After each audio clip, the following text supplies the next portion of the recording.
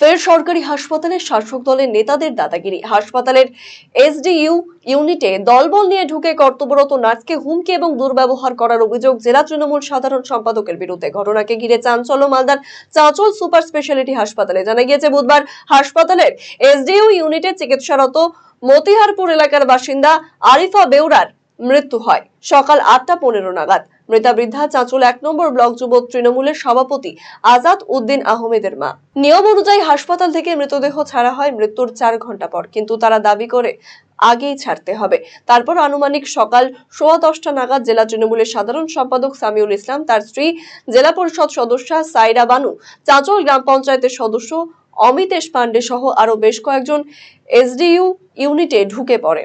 সেখানে কর্তব্যরত নার্স তাদেরকে ঢোকার কারণ জিজ্ঞাসা করলে হঠাৎই সামিউল ইসলাম চিৎকার শুরু করে দেন। তাকে হুমকি দেওয়ার পাশাপাশি তার শিক্ষাগত যোগ্যতা এবং পেশা নিয়ে কটূক্তি করেন, এমনকি তাকে বিজেপি বলে দাগিয়ে দেন। আতঙ্কে কেঁদে ফেলে নার্স। উপস্থিত পুলিশ এবং নিরাপত্তা রক্ষীরা কেউই তৃণমূলের ওই নেতাকে ক্ষান্ত করতে পারেনি। অন্যদিকে ঘটনায় নার্সরা সমবেতভাবে জড়িতদের শাস্তি এবং নিরাপত্তার দাবিতে হাসপাতাল সুপারের দ্বারস্থ হন। লিখিত অভিযোগ করেন সুপারের কাছে। গতকাল আমার মর্নিং শিফট ডিউটি ছিল। একটি পেশেন্ট, তার নাম হচ্ছে আরিফা বেওয়া। তো পেশেন্টটি 8:15 সকাল 8:15 এক্সপায়ার করে। তো অ্যাকর্ডিং টু আওয়ার মেডিকেল ল, মানে কোনো পেশেন্ট এক্সপায়ার করার পর আমরা 4 ঘন্টা পর জেনারেলি ছেড়ে থাকি। তখন একজন লোক ট্রলি নিয়ে এসডিউর ভেতরে একদম ঢুকে যাচ্ছে। আমাদের এনআইএস যিনি স্টাফ ছিলেন তিনি বারবার বলছেন, কে আপনি ঢুকে যাচ্ছেন কেন, কি হয়েছে? উনি কোনো রেসপন্স করছে না। আমি এসে যখন ওনাকে জিজ্ঞাসা করলাম যে কে আপনি, কেন ঢুকছেন এভাবে এসডিওর মধ্যে, উনি কিন্তু বলছেন না যে উনি রিলেটিভ বা কিছু। আমি আপনার সাথে কোনো রকম কথা বলবো না, ওনার কথা। আমি আপনার মতো মূর্খ মাধ্যমিক পাস গ্রুপ ডি স্টাফের সাথে কোনো কথা বলতে চাই না। আমি তো মানে মানুষের সাথে কথা হতে হতে ওই ভায়োলেন্সে গেলে সেটা অন্য, কিন্তু ভায়োলেন্স দিয়েই কথাবার্তা শুরু হয়েছিল। উনি তারপর বলছেন যে আপনি মেয়ে বলে আজকে বেঁচে গেলেন, আপনি যদি ছেলে হতেন তাহলে আপনার মুন্ডু কেটে এক্ষুনি হাতে ধরিয়ে দিতাম। ওনার ওয়াইফ, হয়তো ওনার ওয়াইফ মনে হলো, কারণ যেভাবে কথা বলছিলেন উনি, ওনাকে বলছে ওর হাতটা টেনে ধরে বার করতো, তারপর দেখছি ওর কত ক্ষমতা। আপনার মতো 10টা নার্সকে আমি খুশি।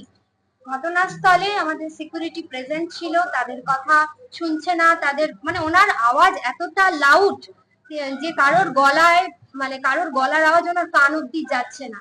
ঘটনাস্থলে আমাদের এসআই ছিলেন, ওনাকে উনি বলছেন আপনি হু আর ইউ, উনি ফোন বের করেছিলেন আমাদের আইসি স্যারকে হয়তো ইনফর্ম করবেন বলে। ওনাকে বলছে হু আর ইউ, প্লিজ বাইরে বেরিয়ে যান, গেট আউট। উনি সম্ভবত জেলা পরিষদের কোনো মেম্বার হতে পারেন। নাম জানেন? সামিউল ইসলাম।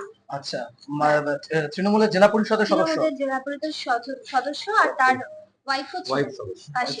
আচ্ছা, উনি, ওনার সাথে আরো 20-25 জন, অ্যাপ্রক্স 20-25 জন লোক ছিল। তারা মেবি হয়তো 2 নম্বরের এসডিউ 2 এ যে পেশেন্টটি মারা গেছিলেন তারই হয়তো রিলেটিভ বা চেনা জানা হতে পারে। এই মুহূর্তে কতটা নিরাপত্তাহীনতায় ভুগছেন আপনারা? প্রচন্ড, কারণ উনি আমার জাস্ট সামনে দাঁড়িয়ে ছিলেন, আমি রীতিমতো কাঁপছিলাম। নার্স এবং পুলিশ প্রশাসনকে সাথে নিয়ে বৈঠকে বসেছেন হাসপাতাল কর্তৃপক্ষ।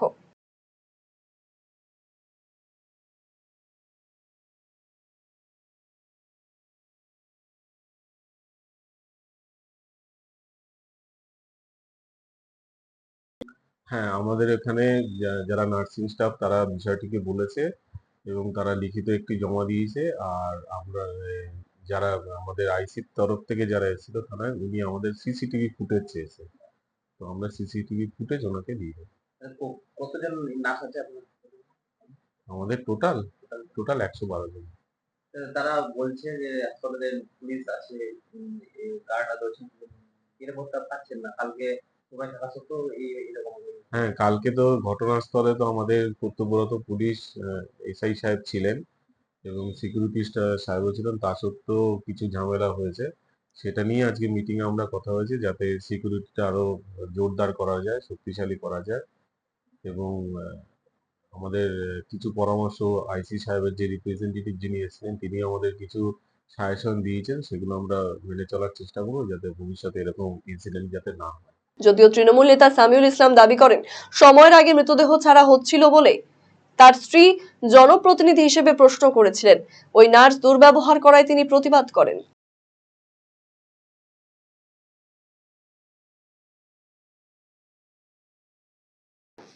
জানি না কিসের বিনিময়ে কোনো মৃতদেহকে 4 ঘন্টার আগে ছেড়ে দেওয়া হয়, কোনো মৃতদেহকে 4 ঘন্টার পরে ছাড়া হয়। এটা চাঁচল হাসপাতালে বর্তমান চলছে। তাই সায়রা বানু জেলা পরিষদের সদস্য হিসাবে একজন মৃত ব্যক্তি 8:45-এ মারা যায় গতকালকে, তাকে 10:30টায় রিলিজ করে দেওয়া হয়, ডিসচার্জ করে দেওয়া হয়। তো আমাদের সরকার অর্থাৎ পশ্চিমবঙ্গ সরকার একটা গাইডলাইন্স বেঁধে দিয়েছে যে যার যখন পোস্টমর্টমের প্রয়োজন আছে তাকে অবশ্যই মানুষ মরলে পোস্টমর্টম করতে হবে, নচেত কোনো মৃত ব্যক্তিকে 4 ঘন্টার নিচে ছাড়া যাবে না। আমি মনে করি যারা ছেড়েছে এটা অন্যায় করেছে। আর যে নার্স সেটা অধ্যত্বমূলক ভাষা, নোংরা ভাষা জেলা পরিষদের সদস্যকে বলেছে, ইংরেজি ভাষায় বলেছে গেট আউট, জানি না তার শিক্ষাগত যোগ্যতা কত, এবং বলেছে তুমি মেয়ে হয়ে মেয়ের কলঙ্ক। তারা ওখানে অনেকেই লোকজন ছিল,